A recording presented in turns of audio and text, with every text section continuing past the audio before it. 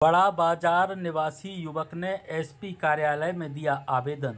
उसके खिलाफ झूठा आवेदन देकर मीडिया में भ्रामक जानकारी देकर बदनाम किया गया। शहर के बड़ा बाजार में रहने वाले सूर्यांश जड़िया अपने पिता और मां के साथ मंगलवार को एसपी कार्यालय पहुंचे, जहां उन्होंने आवेदन दिया, जिसमें चकराघाट के रहने वाले आदित्य सोनी द्वारा उनके खिलाफ झूठा एसपी ऑफिस में आवेदन देकर मीडिया में भ्रामक जानकारी प्रसारित कर उसे बदनाम करने के आरोप लगाए हैं। सूर्यांश जड़िया ने जानकारी देते हुए बताया कि महामाया ज्वेलर्स के आदित्य सराफ के साथ मेरा कोई लेन देन नहीं है। बावजूद इसके मुझ पर 50,000 रुपये लेने के आरोप लग रहे हैं, जबकि मेरा लेन देन नहीं है। और 1.5 साल बाद अब यह आरोप लगाकर मुझे प्रताड़ित किया जा रहा है और मेरे खिलाफ कोतवाली थाने में रिपोर्ट दर्ज कराई गई है। थाने से मुझे बुलाया तो मैं थाने भी गया, सब बात वहाँ भी बताई। इसके बाद इन लोगों ने राजीनामा के लिए घर बुलाया तो मैं, मेरा छोटा भाई और उसका दोस्त मेरे साथ 4 लोग गए। उसकी उन्होंने वीडियो फुटेज बनाई और सोमवार को मीडिया में कहा कि इन्होंने शराब पीकर घर आकर धमकाया, मारपीट की, जबकि ऐसा कुछ नहीं हुआ। वहाँ लगे सीसीटीवी फुटेज निकलवाए, जिसमें स्पष्ट हो जाएगा।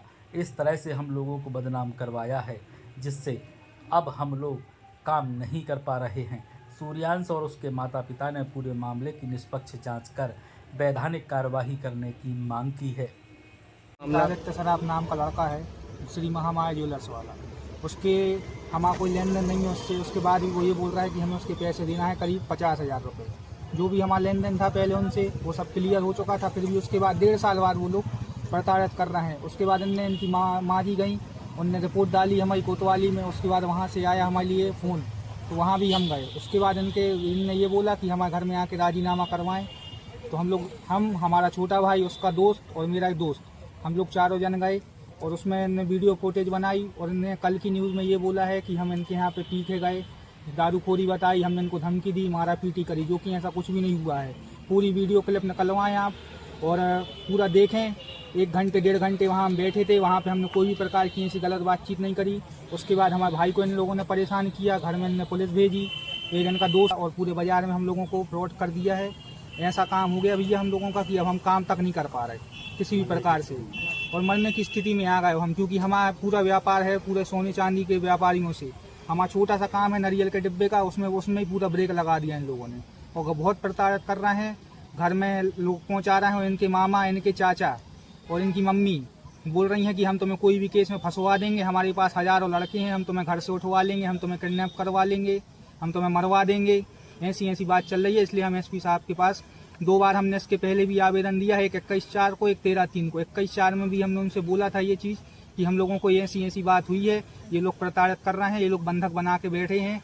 हमारे छोटे भाई का भी इनने एक्सीडेंट करवाया पीछे से गाड़ी मार के, वो चलने की हालत में नहीं है अभी। अगर उसको भी होगा तो हम उसका करवा देंगे। बस यही है कि पुलिस अधीक्षक साहब से निवेदन है कि जल्दी से जल्दी इस पर कार्रवाई करी जाए और इन जैसे फ्रॉडों को तो फुटेज निकलवा लो ना। फुटेज में पूरा है, 2 घंटा बैठा, अगर हमारे लड़के ने कोई भी हरकत करी हो तो वो तो फुटेज में दिखाई देगा ना। इतना ज्यादा प्रताड़ित कर रहे हैं, कल को कम ज्यादा लड़के के साथ होगा तो इसके जवाबदार कौन है? फिर आप देखना। और ये लोग ऐसे हैं कि ये लोग ये कसब करवा भी सकते हैं, जिम्मेदार यही होंगे। क्योंकि उनके घर से उनके जो बैठे थे वो कह रहे थे कि हज़ारों लड़के हैं हमारे पास, हम कुछ भी कर सकते हैं। फुटेज में है, आप तो फुटेज में देख लो कि हमने कौन सी उनके घर में गलत बात करी है, या हाथ पार चलाया है हमारे लड़के ने, या कुछ भी करा हो। बुलाया था, दोनों भाई गए थे कि आओ यहाँ पे घर पे, तो उन लोग तो सहज चुपचाप से चले गए और 2 घंटे तक इन लोग ने बिठा ले रहा उसको। उनके चाचा थे, उनके मामा थे, उनकी मम्मी थी, सब लोग, और खूब प्रताड़ित कर रहे थे और उल्टी सीधी बातें कर रहे थे और कह रहे थे चेक दो आप तो हमें 50,000 का चेक। काहे के लिए दे चेक भैया?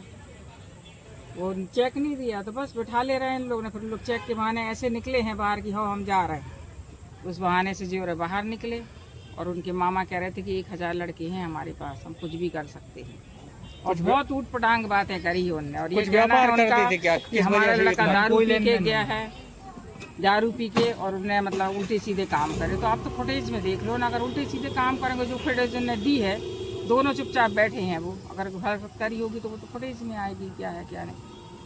इसके जल्दी से जल्दी कार्रवाई हो, क्योंकि हमारे बच्चे पे आँच आ गई है। अब घर को कुछ कम ज़्यादा हो रहा है या उसकी पूरी बेइज्जती हो रही है, तो इसके जवाबदार फिर कौन है?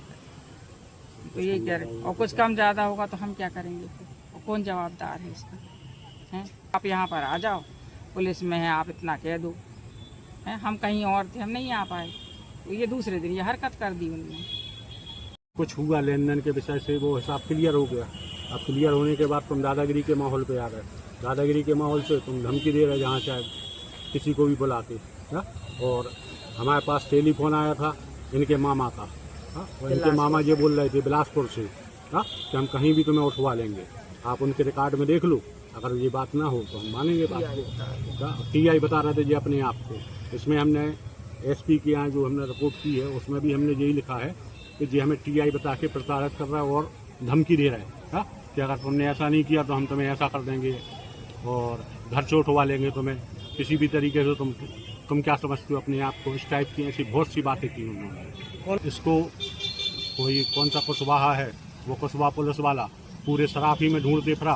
पूरे सराफी के दुकानदारों को मिला, वो पूरे दुकानदारों से पूछ रहा है क्यों सूर्यांश जड़िया कौन है, सूर्यांश जड़िया कौन है। क्या उसके बाद ये एक इत्र वाले के यहाँ बैठता था तो उससे पूछने लगे ये लोग। क्या ऐसे चारों तरफ से ये केवल एक सामने वाले को इतना प्रताड़ित कर रहे हैं कि सामने वाला मरने की स्थिति में आ रहा है। अगर मर गया वो तो उसका जवाबदार कौन होगा, ये प्रशासन से हम पूछ रहे हैं। और अगर प्रशासन कोई कदम नहीं उठा रहा है तो हम किस तरफ जाएं? हमें ये भी समझ में आना चाहिए, क्योंकि हमें कदम तो उठाना पड़ेगा। क्योंकि कोई अगर आदमी कुछ करेगा नहीं तो हम क्या करेंगे बताओ आप? कि अगर कोई सहारा नहीं होगा तो कौन? क्योंकि पैसे वालों का तो दुनिया सहारा हो जाता, और कौन का सहारा कौन होगा?